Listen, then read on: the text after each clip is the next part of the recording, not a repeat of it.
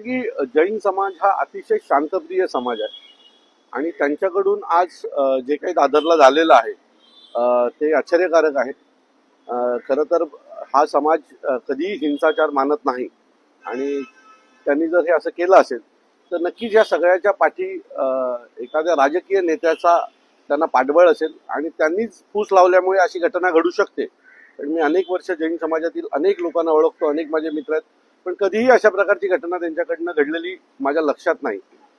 मला असं वाटतं की ज्या पद्धतीने त्याने आज कबूतर खाण्याच्या बाबतीत केलंय, मग तसंच आम्ही माधुरी हत्तीला आणण्यासाठी करायचं का? कारण तोही आमचा धार्मिक विषय आहे, बरोबर आहे. सर, माधुरी हत्तीला आणण्याच्या बाबतीत एक वेगळा न्याय, मग आम्ही पण जंताराला जायचं का? तिथनं तिला अशाच प्रकारे हिंसाचार करून सोडवायचा का, असा प्रश्न आमच्या समोर येतो. मला असं वाटतं जर कबूतर खाण्याच्या बाबतीत एक न्याय होणार असेल तर माधुरी हत्तीच्या बाबतीत पण न्याय होणं गरजेचं आहे. कारण त्याच्याही बाबतीत अनेक कोल्हापूरकरांचे असतील, अनेक मुंबईतल्या लोकांचं आस्थेचा विषय झालेला आहे तो. अनेक लोक आजही घरात माधुरी हत्तीसाठी रडत आहेत. कोल्हापूरमधनं मला अनेक फोन येतात, अनेक फोन फेसबुकला मेसेंजरवर मेसेज येत असतात की दादा या बाबतीत सन्माननीय राजसाहेबांनी पण एक भूमिका घेतली पाहिजे. तो मला असं वाटतं की हे दोन्ही विषय हे सुप्रीम कोर्टाच्या आदेशाने झालेले आहेत आणि सुप्रीम कोर्टालाच रिक्वेस्ट करून ह्या दोन्ही विषयांवर मार्ग काढायला पाहिजे असं मला वाटतं. परंतु ज्या प्रकारचे बांबू असतील किंवा ती ताडपत्री असतील ती देखील उचलल्या गेलेल्या आहे जैन समाजाकडून. मी पुन्हा सांगतो, अशा प्रकारची हिंसाचार जैन समाज करेल अशी अपेक्षा नव्हती.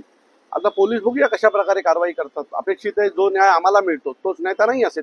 मुंबईचे पालकमंत्री असतील त्यांनी देखील पाहणी केली होती किंवा देवेंद्र फडणवीस असतील मुख्यमंत्री त्यांनी देखील आदेश जाहीर केले होते.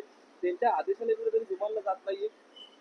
हे बघा, ही भावनेचा विषय. माझं मत आहे की सरकारने यात पुढे येऊन माधुरी हत्तीचा विषय असेल किंवा कबूतर खाण्याचा विषय असेल याच्या बाबतीत सुप्रीम कोर्टात पुन्हा एकदा जावं आणि सुप्रीम कोर्टाला विनंती करावी की या ज्या काही गोष्टी आहेत त्याच्याकडे आपण सहानुभूतीने पाहावं असं मला वाटतं.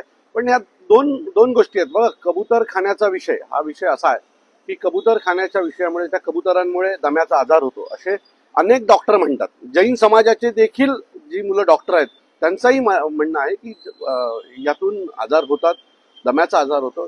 शहराच्या बाहेर एखादा असा मोठा कबूतरखाना काढावा जिथे लोकवस्ती नसेल, अशा ठिकाणी आपण आपला धर्म निभावा.